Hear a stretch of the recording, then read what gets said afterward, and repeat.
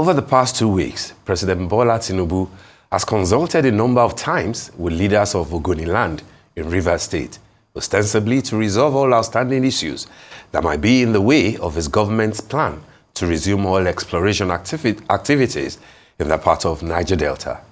From reactions on the public domain, there seems to be a widening gulf in positions between the federal government and the owners of the land. The Nigerian government's failure to execute a geological cleanup project in Ogoni land, which was commissioned a few years ago, remains the major stumbling block, coupled with demands of compensation for victims of the massive environmental degradation in the area. We're now being joined for a conversation about what informs the deeply entrenched position of his people on this matter and whether or not other possibilities leading to a resolution can be found by Fegalo Nsuke, who is the president movement for the survival of the Ogoni people. Good morning and great to have you on the morning show, Fegalo. Thank you. Good morning. Thank you. All right, thank you very much. Okay, let's talk about a subject matter that, I'm sure that you are not going to get tired of, anytime soon, given your frequency, in the media on this matter. So what's MOSOP's position on the planned resumption of the exploration of oil in Ogoni land? Well, first of all, if we are having discussions on this issue, the first thing I expect is that we should be talking about what's happened. Why did oil production stop in Ogoni? I think that's the starting point. And if we look at why oil production stopped in Ogoni, it was as a result of some agitation against marginalization.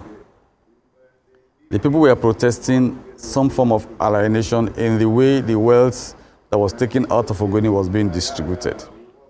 And unfortunately, in trying to force this production in Ogoni, the government launched a heavy, massive crackdown on civil rights activists, civil rights campaign in Ogoni.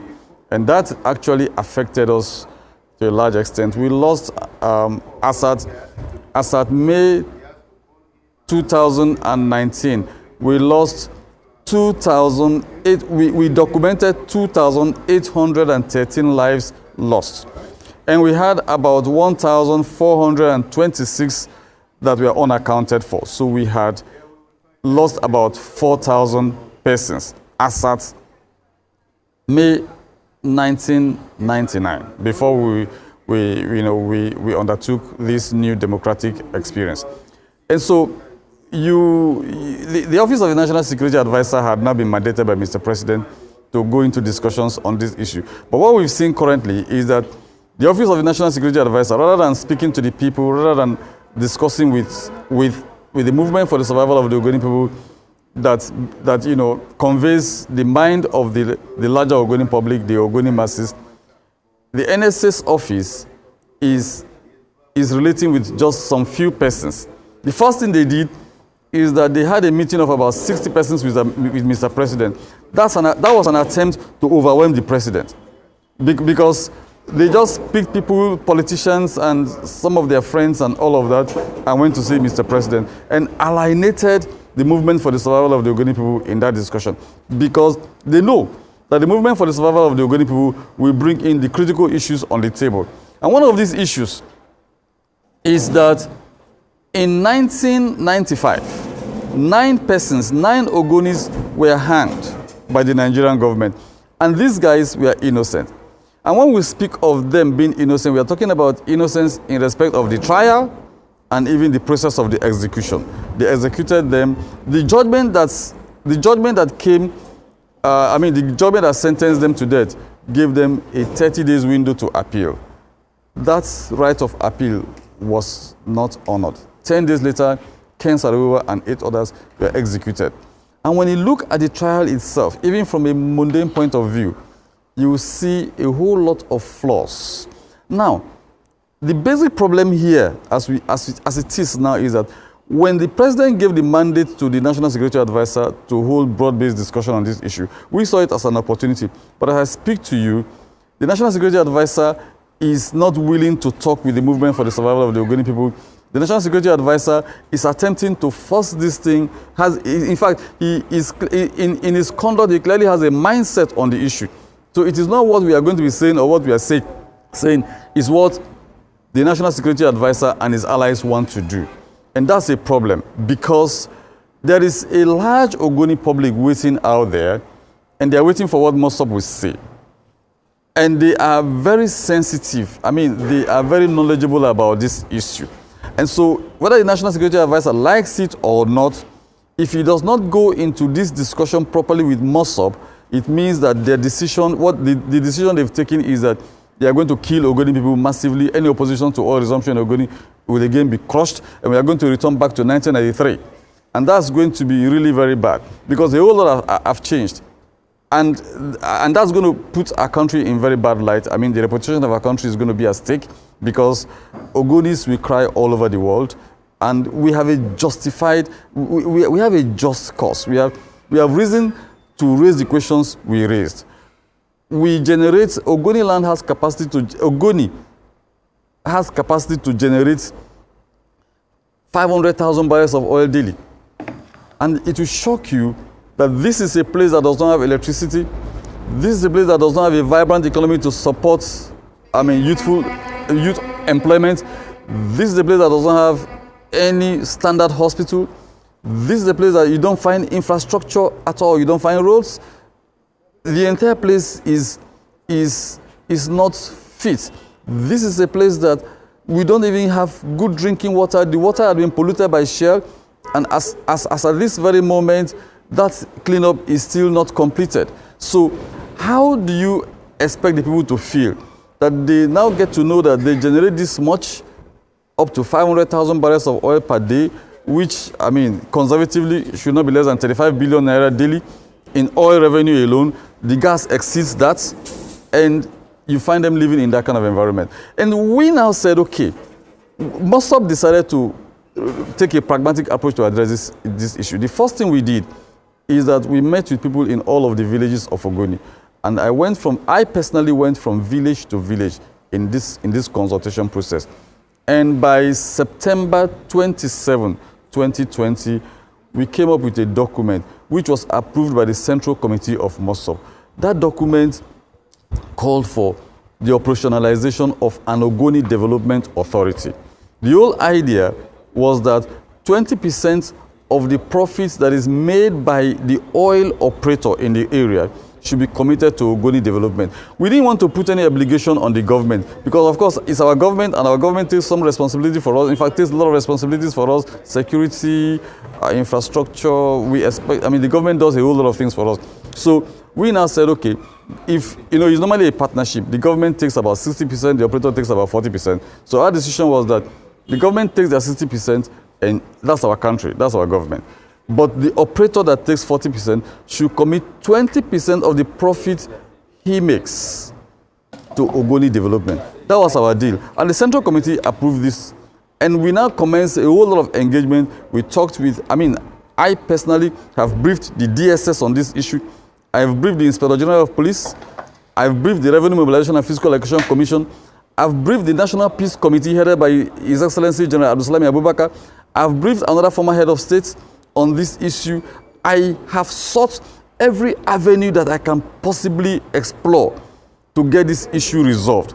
And I have also briefed Ogoni people. On the 30th of November 2024, there was a Congress of Ogoni, and that Congress resolved that we should go into negotiations with government.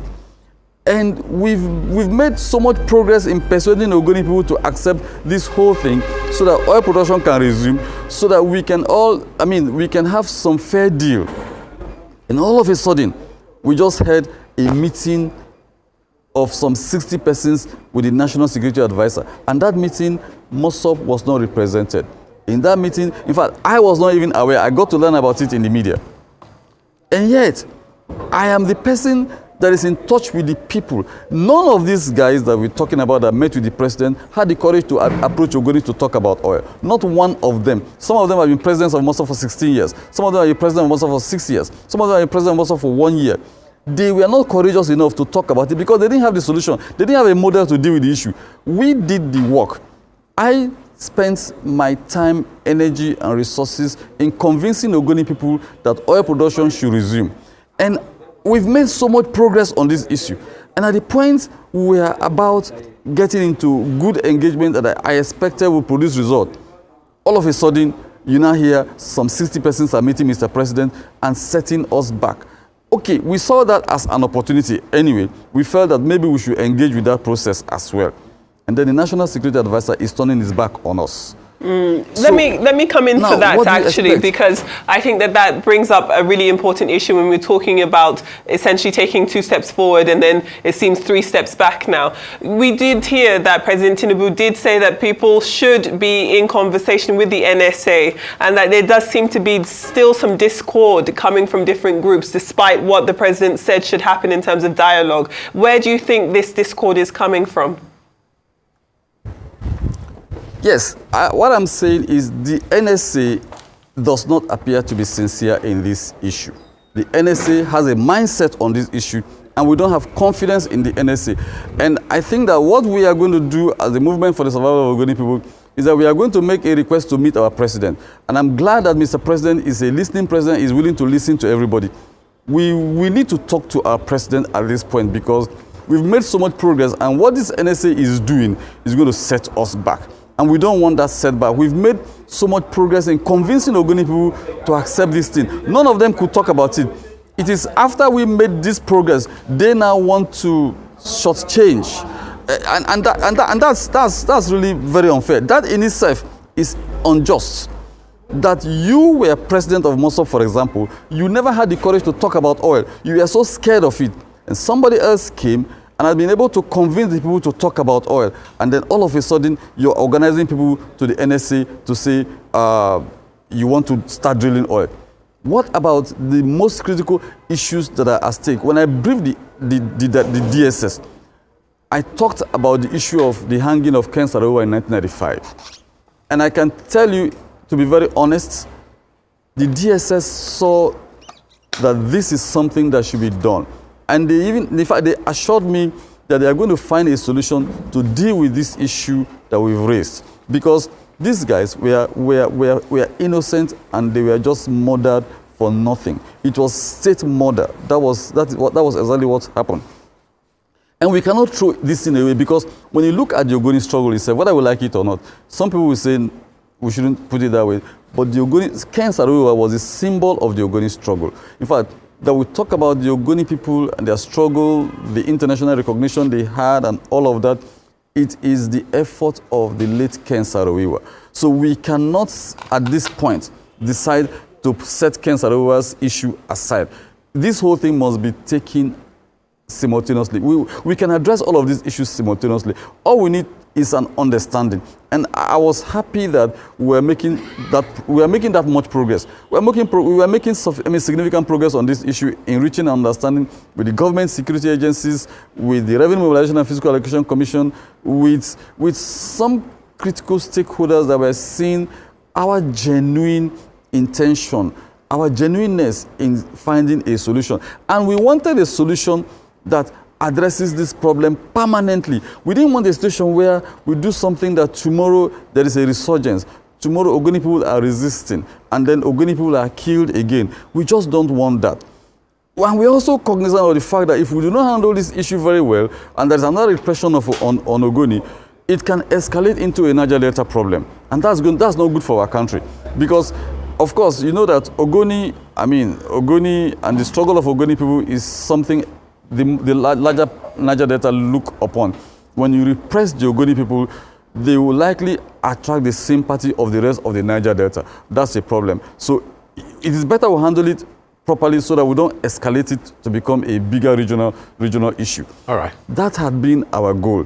But what we've now seen is that the NSA is simply trying to achieve the goal to resume oil production in Ogoni and neglecting the critical people that drive this process. This process is not driven by senators and governors and all of that. And I always give the example of the Niger Delta, the militant thing we had in Niger Delta region. they were dealing with governors, they were dealing with senators, they were dealing with the national, those that were in the National Assembly, they were dealing with the Houses of Assembly, they were dealing with those that they thought were opinion leaders. It didn't solve the problem. It is when they talked with the people that it solved the problem. And we that are in touch with the people, we that represent the voice of the people at this moment, have been able to convince them on the benefit of oil production in Ogoni. And the people have started buying the idea. Why now set us back? Why not give this thing we are doing the opportunity? And at this moment, I can tell you, we've lost confidence in the NSA. As a matter of fact, we've seen that the NSA has a mindset. There is no discussion we can have with him that's going to be productive. He's going to set us into crisis, and we don't want that. And so what we will want now is our president to directly get involved in this thing. We want our president, we are Nigerians and he's our president, and nobody should block us from meeting with our president. He's our president. We would like to talk with our president at this time, for our president to directly get involved with this thing and listen to us, and let's look at all of the options and get this matter resolved. The issue of the exoneration for Ken Saro-Wiwa, because those guys were innocent, the issue of the cleanup, and the issue of the interest of Ogoni in the oil. These are very critical. And we are sure, I'm very confident that Mr. President will listen to us. Okay, well, I mean, before we let you go, Mr. Nsuke, it's interesting, you know, what your submissions are and the vote of no confidence that you appear to have, you know, placed on the NSA, no Ribadu, whom the president chose, you know, to lead at the reconciliation. A lot of people might think that isn't it better to find a way to also be part of the discussion with the NSA, rather than saying that he has a mindset, he has failed, you want to speak directly to the president. If you get that chance eventually, what will be your word to Mr. President? And then what are your thoughts on the complaint of some people that, yes, the question of the Ogoni 9 is important, but then what about the question of the Ogoni 4? In 1994, that led to the issue of Ogoni 9. Are you obliterating, you know, that tragic part of how all this trouble started? Well, I have strong sympathy for all of those who lost their lives. We lost an estimated, I mean, we have documented 2,813 lives that were lost. All of them were killed in various ways. I remember the case of Lebe Nkpora, an indigene of Sogo, that was split into two by the bullets of Mr. Paul Okuntimo. Split into two. Okuntimo shot him until the man was split into two. These are people that were killed. And there are children that died 3 months after their death because of the consequences of pollution. All of these people were killed. But you see, why Ken Saro-Wiwa's case appeared to have this attraction is because it was an obvious injustice, and he was a symbol of this struggle. For the 4, very unfortunate, 4 persons died. But there are a whole lot of questions surrounding these 4. And I can tell you, even from my own analysis, I listened to the son of late Etibade when he spoke in November last year. In all fairness, Etibade was a very gentleman. I knew him personally. He lived just opposite my secondary school in Port Harcourt. And I saw a peaceful gentleman. But looking at the circumstances of his death, his son said that he ran and they took his inhaler from him. And I asked myself, I'm not a lawyer, but I asked, what could have been the cause of Etibade's death? If his inhaler was taken from him, could it not possibly be that the man collapsed and died? Because if you take an inhaler from an asthmatic in a dusty environment, what happens? Now, is it also not possible that while the man was running, that inhaler could have just dropped from his pocket? In other words, what I'm saying is that the cause of death was not even properly established. Now, Swage Bade also said that it was when they took the corpse of Etibade to Gyonko that Chief Edward Kobani got angry, fought the crowd, and the crowd beat him to death. That's Swage's account. Now, the question is this. They said there was a plan to kill Edward Kobani, to kill Etibade and the rest. Could it have been that the plan was that Mr. Etibade should collapse and die, and then they would take his corpse to Gyonko so that Chief Edward Kobani will get angry, fight and be killed. Could that have been the plan? So you see that the entire process, you see that the entire thing, the entire narrative that even they from the family are giving is false. It's not true about what happened. Now there's also another narrative that on the 21st of May 1994, when those 4 were said to have been killed, that only 2 persons died in Gyonko. And if you listen to all of their narrative, nobody has actually given us an account of how Mr. Theophilus Orage and Samuel Orage died. The only 2 accounts of death we've always heard are the deaths of Etibade and Edward Kobani. And that supports the idea that it is most likely that on the 21st of May 1994, only 2 persons died in Gyonko and not 4. So there are a whole lot of issues involving all of these things. But what happened? There was a mindset again on the issue. They just wanted to kill Ken Saro-Wiwa, and they got him killed. By all means, they had to do it. They didn't consider facts. They didn't look at truths. They just killed him. And even when the judgment said he had 30 days to file an appeal against the judgment if he didn't like it, what did they do? 10 days later, they killed him. So in reality, I think that Fegalo, I know that's a sore, part of the Fegalo, not Felago. I apologize, Fegalo. I know that's a sore part of the Ogoni struggle. But then, just in a few words, because we really have to go now. What will you be asking the president to do now that you do not believe in his representative, the NSA, on this matter? Yes. In a few words, please. Because we believe the president and we trust the president and we are confident that Mr. President is ready to find a solution to this problem, we want an opportunity as those that are actively involved to speak with our president. We've lost confidence in the National Security Advisor because what the National Security Advisor told me is different from what he is doing. I've spoken to the National Security Advisor on this issue. I mean, after the meeting with Mr. President last week, I have spoken personally to the National Security Advisor, and what he told me is different from what he is doing. We've lost confidence. We've seen that all they want to do, even if you get involved in the process, all they want to do is they've taken a decision. They will just like what they did with Ken Saro-Wiwa. They decided what to do. They didn't look at facts. All they want to do is do oil in Ogoni, and that's an invitation to crisis. We don't want our people to do simple. So the best thing we want an opportunity to talk with Mr. President. And we know he is our president, so nobody will block us, and nobody should try to block us because that's our president.